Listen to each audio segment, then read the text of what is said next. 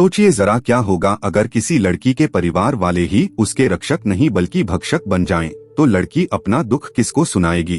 कुछ ऐसा ही मामला उत्तर प्रदेश के ललितपुर से आया है, जिसने बाप बेटी के रिश्ते को तार तार कर दिया है और लोगों को यह सोचने पर मजबूर कर दिया कि क्या कोई बाप अपनी ही बेटी के साथ ऐसा घिनौना काम कैसे कर सकता है। और बाप ही नहीं बल्कि भाई और चाचा समेत 28 लोगों ने 6 साल तक उस मासूम बच्ची के साथ दुष्कर्म करते रहे। नमस्कार दोस्तों, कैसे हैं आप लोग। आज की जो सच्ची घटना मैं आपको सुनाने जा रहा हूं, यह सच्ची घटना है उत्तर प्रदेश के ललितपुर की, जहां 12 अक्टूबर को दोपहर लगभग 1 बजे के आसपास एक मां अपनी 17 साल की बेटी के साथ ललितपुर कोतवाली पहुंचती है और वहां जाकर इंस्पेक्टर के सामने 2 पेज का एक लेटर रख देती है।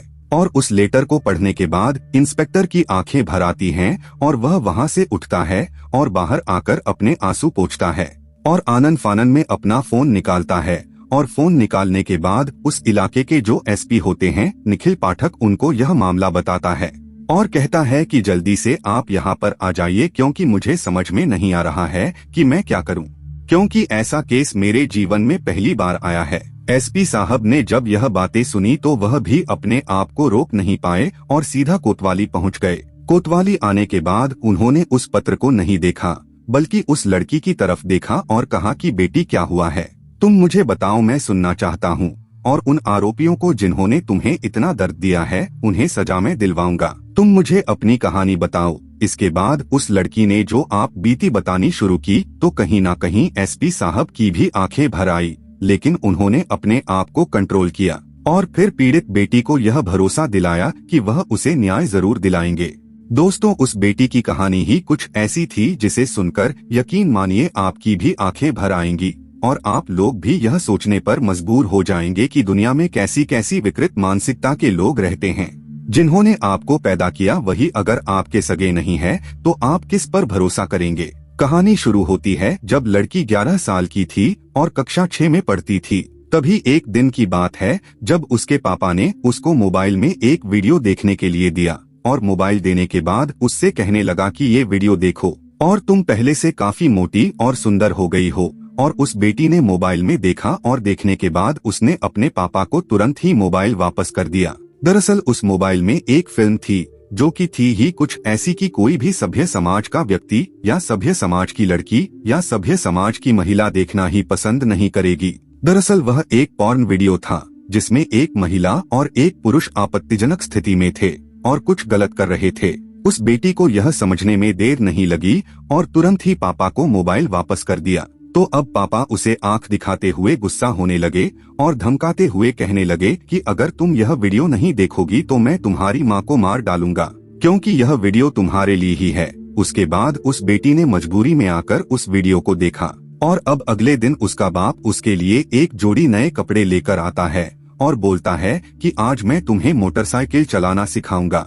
और मोटरसाइकिल सिखाने के बहाने वह उसे अपनी बाइक पर बैठाता है और वही नए कपड़े पहनाकर बेटी को महेशपुरा खेतों की तरफ ले जाता है और वहां ले जाकर अपनी बेटी के साथ मुंह काला करने लगता है।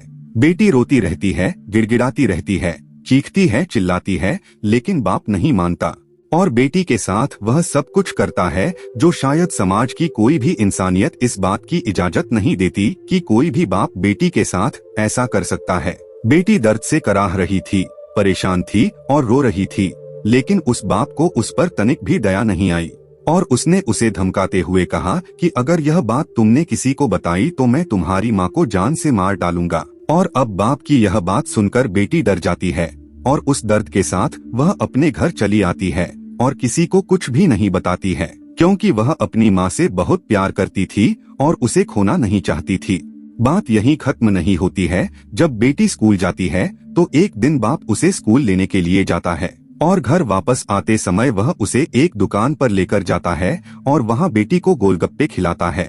और गोलगप्पे खाने के बाद उस बच्ची को नशा होने लगता है और उसके बाद उस बच्ची को होश नहीं था कि अब उसके साथ क्या होने वाला है। और अब वह उस बेटी को एक होटल में लेकर जाता है जहां पहले से ही एक शख्स होटल में मौजूद होता है और वह भी उसके साथ रात बिताता है और उसके साथ वही हैवानियत करता है जो कि उसके बाप ने किया था। जब उस बेटी को होश आता है तो वह देखती है कि उसकी चप्पल, उसके कपड़े और उसका बैग सब कुछ तीतर बितर पड़ा हुआ है। यह देखकर बेटी ने कहा कि पापा मेरे साथ क्या हुआ था? तो उसके पापा ने कहा कि कुछ भी नहीं हुआ था, अब तुम्हें यह सब बर्दाश्त करना पड़ेगा, जो हुआ है वह आगे भी होगा। यदि तुमने यह सब बात किसी को बताने की कोशिश की तो तुम जानती हो इसका अंजाम क्या होगा। उस बेटी को अपनी फिक्र नहीं थी, बल्कि वह अपनी माँ की चिंता करती थी कि कहीं यह शैतान इसकी माँ को कुछ कर ना दे। इसलिए माँ के फिक्र के चलते उसने दूसरे दिन भी अपने दर्द को सहन कर लिया। और अब धीरे धीरे वक्त आगे बढ़ने लगता है और इसी के साथ शुरू होती है एक सिलसिलेवार कहानी। बेटी जब स्कूल से आती थी तो वह घर नहीं बल्कि होटल में जाया करती थी। हर दिन एक नया होटल, हर दिन एक नया चेहरा। और इसी बीच इसका बाप भी इसके साथ गलत हरकतें और गलत काम भी किया करता था। दोस्तों, इस दर्द भरी कहानी की शुरुआत जब वह कक्षा 6 में पढ़ती थी तभी से शुरू हो जाती है। और अब इसकी उम्र धीरे धीरे बढ़ने लगती है, लेकिन इसका दुख दर्द कम नहीं हो रहा था, बल्कि वह और भी ज्यादा बढ़ने लगता है। जैसे जैसे यह बड़ी होती है वैसे ही इसके साथ हैवानियत और बढ़ जाती है और ऐसे ही दिन आगे बढ़ने लगता है। मगर जब भी यह घिनौनी वारदात होने के बाद वह अपने घर वापस आती थी तो उसकी माँ उसे हमेशा बेहोशी की हालत में मिलती थी। माँ को कुछ ऐसी नशीली दवाइयाँ या ऐसे नशीले इंजेक्शन दिए जाते थे जिससे कि माँ होश में नहीं रहती थी। माँ की हालत बेटी से देखी नहीं जा रही थी और इधर वह भी अपना दर्द बर्दाश्त करते चली जा रही थी। और इससे भी भयानक इस बेटी के साथ तब होता है जब शहर के रसूखदार लोग और शहर के ऐसे लोग जो बड़े बड़े राजनीतिक पार्टियों से जुड़े हुए थे उनके सामने भी इस बेटी को परोसा जाने लगा। वह बेटी अब बड़े बड़े लोगों के हाथ का खिलौना बन चुकी थी। यहाँ घर के लोग भी इसकी इज्जत को तार तार कर रहे थे और बाहर भी इसकी इज्जत तार तार हो रही थी। साल दर साल गुजरते चले जा रहे थे और यह भी उस दर्द को, उस पीड़ा को बर्दाश्त करती जा रही थी। धीरे धीरे वह लड़की बड़ी हो जाती है और बड़ी होने के बाद भी उसके साथ ऐसी घिनौनी हरकतें कम नहीं होती है और वह बाप उसके साथ लगातार गलत काम करता ही रहता है। अब बेटी धीरे धीरे बड़ी हो रही थी। भले ही दुनिया को दिखाई दे या ना दे, लेकिन एक माँ ही है जो बेटी के हर दर्द को, हर परेशानी को महसूस कर सकती है। माँ ने बेटी को अपने पास बुलाया और प्यार से दुलारती हुई उससे पूछती है कि बेटी क्या बात है, तुम इतनी परेशान क्यों रहती हो, क्या तुम मुझसे कुछ छुपा रही हो? तो बेटी कहती है कि नहीं माँ, मैं आपसे कुछ भी नहीं छुपा रही हूँ और ऐसी कोई छुपाने वाली बात भी नहीं है, तो मैं क्या आपसे छुपाऊंगी। और वह वहाँ से उठकर चली जाती है और सोचती है कि शायद मैं अपने भाई को बता दूं तो वह मेरी जरूर मदद करेगा। और जब यह बात वह अपने भाई को बताती है तो वह भी मौके का फायदा उठाते हुए उसके साथ मुंह काला करता है। अब लड़की को लगता है कि भाई ने तो मदद नहीं की, लेकिन वह अपने ताऊ को यह सच्चाई बताएगी तो शायद वह उसकी मदद करेंगे। और जब यह बात उसने अपने ताऊ को बताई तो उसने भी इसकी मदद करने की बजाय उसके साथ सोने के लिए कहा और मुंह काला किया। अब यह बेचारी करे तो करे क्या, इसको कुछ भी समझ में नहीं आ रहा था।